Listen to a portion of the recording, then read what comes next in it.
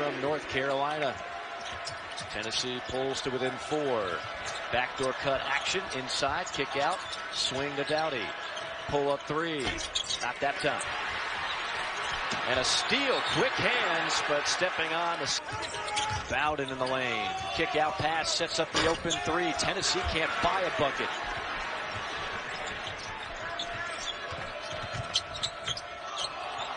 Doughty again.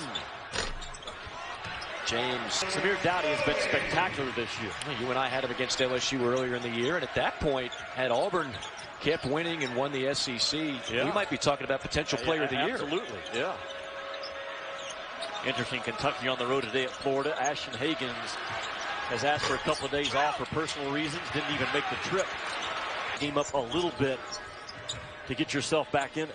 We still have a lot of time left in this game, but Doughty left alone on another 3. That would have been his new career high. He's already at 6. And you can make the case has improved also from last year to this year as much as anybody in the league. I totally agree. If he's not on the list, you're not paying attention. It would be my evaluation of that. And Auburn's going to finish one of the top 4 teams in the SEC, and this is a huge reason why this is a heat check right here. He missed that one short. And that possession from Texas A&M, I like that. You saw some players get out for some ball screens, and one thing they can do to help themselves on the screens, they're not really staying set. They're rushing through them. You've got to set those screens in order to create space and movement. Into the corner, Doughty open again. This time he's short. It's tipped away by McLemore. Touch last. Sense of who can handle the ball, finish at the rim. And Savion Flagg is one of those guys that just you feel comfortable with him grabbing the rebound, leading the break. He's such a hybrid type player. Can give you a couple of different positions and looks. Sometimes it's just a race to the rim, but when you see guys that are kind of comfortable in traffic, weaving, just give you a little in and out. I mean, it's harder than it looks to just take the ball for full force. You get 2 guys on you trying to take you down. That's a hard shot to make, too. He gave a ball fake with the shot. Possessions. There's one. All knocked away. Good defensive play by Auburn. Hit him with the 3. Well, that's been his spot. Yeah, you could argue is the best 6-year streak overall in Tennessee basketball. And it's a program now that Bruce Pearl. 6 on the shot clock. Vescovi knifing in, rejected, pinned against the glass by Jalen Williams. And then a travel. So you get a deflection that leads to a steal. Now you've held Auburn scoreless for over 3 minutes. Auburn started 2 of 2 from behind the arc. They've missed 6 straight 3-point tries and have gone from leading by 11 up 12-1 to start the game to just a 4-point advantage. It was interesting, right? Both coaches talking about how important pace was. And Texas A&M there from Savion Flagg. When they need an answer, he has really come through. 5 points for Flagg in the first half. We've seen that a couple of times. Purefoy made the 3 right before the shot clock buzzed earlier. Yep. Inside a minute left, first half. Texas A&M, who trailed by 11 to start the game, leads it by 7. Auburn looking for a bucket. Samir Doughty called for an offensive foul. I would love, as a guard, to play with somebody like that. Say, just throw it near my vicinity. I'm crazy athletic. I'm going to go up and get it, and then I'm going to dunk it. Doughty has it tipped off. Hagans, the drive.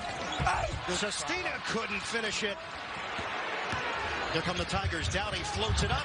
Broken up by Sestina. He's a 79% free throw shooter in conference play. Coming into this game, Spiro, he had taken over 40 free throws in his last 4 ball games. Doughty taking on Paz. The interception by Vescovi. He's putting up for the Razorback. I don't know if we've ever had a more diversified list of guys for that award. Yeah, it seems like normally by this time of the year, like it's been decided. Yeah. That voting's going to be really interesting. I hope, first, I wish we would vote after the tournament's done, the SEC tournament, that is. That's not the way it goes. But I hope everybody does their due diligence that does have a ballot. Bowden slicing and dicing his way to NBA draft analyst has Anthony Edwards going #1 overall. How much attention do the scouts pay to what he does on the defensive end of the floor for a guy who might go so high? That's a big part of it for me and for NBA scouts, just because he has the tools to be an elite defender. Tigers off on the first 3-ball attempt. This is not the same 3-point shooting Auburn team that we saw go to the Final Four last year. Brown gone, Harper gone.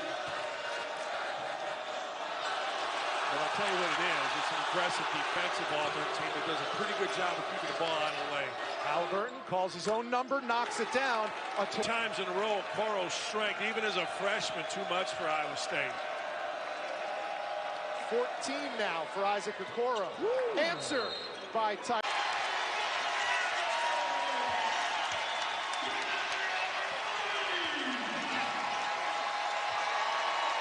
16-point lead. Auburn fans finally with something to cheer about here at Auburn Arena.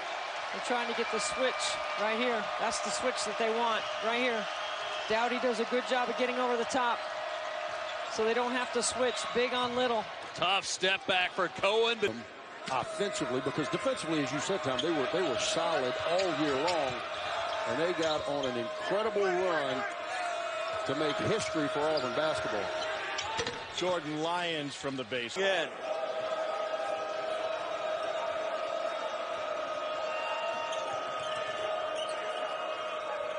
Halfway through the first half, the lead is 15, the largest of the night for the Tigers. Ferguson somehow gets it to go, and a nice finish against Doughty.